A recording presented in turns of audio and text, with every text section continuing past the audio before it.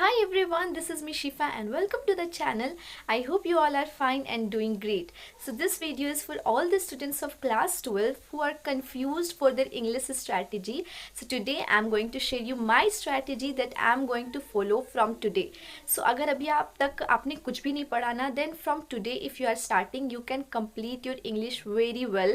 So let's get started. तो सबसे पहले मैं ये बात बताती हूँ कि मुझे इंग्लिश बहुत अच्छा लगता है एंड मैं इंग्लिश को तब से पसंद करने लगी जब से मेरी क्लास 9th एंड 10th में हमारे एक टीचर थे जो कि इंग्लिश बहुत ज़्यादा अच्छा पढ़ाते थे. I have learn so many thing from him, how to write answers, how to build your vocabulary, how to speak English with a fluent manner. I have learn so many thing from him and I am so grateful to him and I still remember that teacher. He was one of the best teacher for me, so I like that teacher a lot and इसलिए मैं आपको बताऊंगी कि उन्होंने मुझे इतने time पे क्या क्या चीज़ें सिखाई है जिससे मुझे बहुत ज़्यादा कॉन्फिडेंस बिल्ड हुआ इंग्लिश में.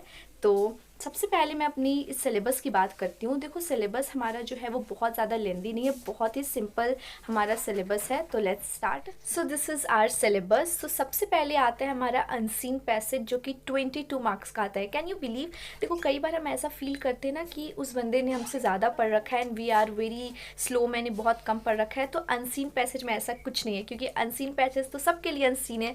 तो इसमें आपका राइटिंग स्किल, आपका थिंकिंग स्किल मैटर करता है कि किस तरह से आप सोच के लिख सकते हो. तो बस इसको आप अच्छी तरह से करो.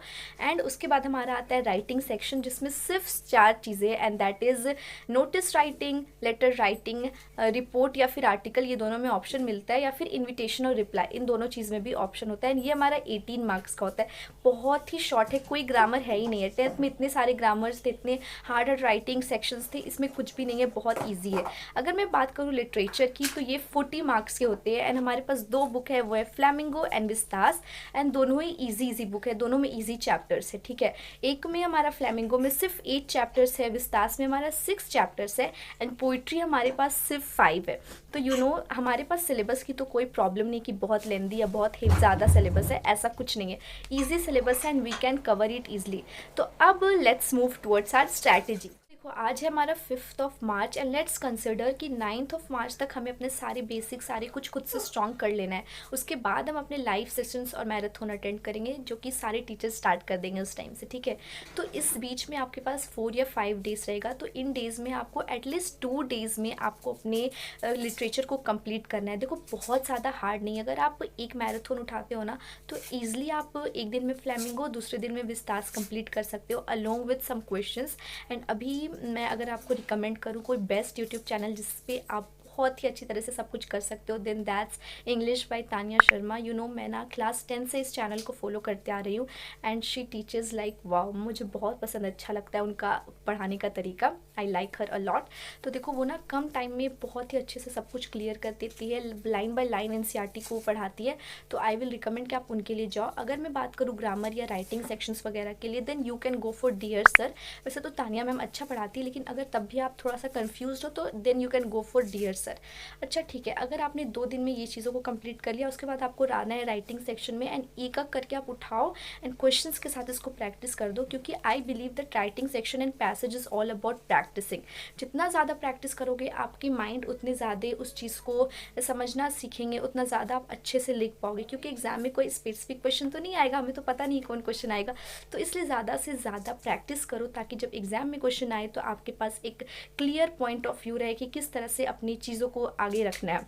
ठीक है, तो बस इन दोनों चीज़ों को अच्छे से करो. एंड अनसीज पैसेज जो है वो आपको लास्ट में करना है. काफ़ी सारे यूट्यूब्स में वीडियो पड़े हुए, उन सबको देखो, हर एक क्वेश्चंस को एटलीस्ट एक बार रीड भी कर लोगे ना तो भी आपके दिमाग में वो चीज़ें आ जाएगी. सो देखो इंग्लिश कोई बहुत ज़्यादा रॉकेट साइंस है, बहुत टफ नहीं है. इसको आप बहुत ही अच्छे से कर सकते हो with a little hard work and dedication.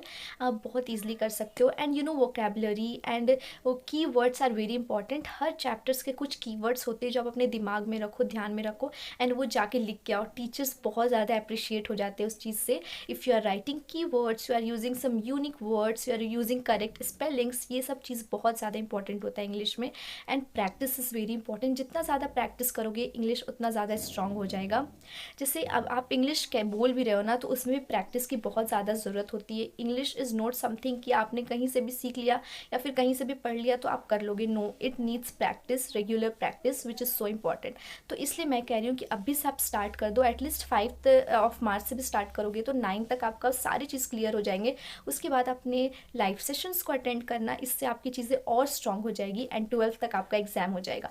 तो मैंने ना जो कहा है ना वो बहुत ज़्यादा इंपॉर्टेंट है, इसको आप फॉलो करके देखो। I believe, I can guarantee कि आपका इंग्लिश का एग्ज़ाम बहुत ज़्यादा अच्छा जाएगा, क्योंकि मैंने ये चीज़ें बहुत टाइम पहले से ही फॉलो करके आ रही हूँ मैं।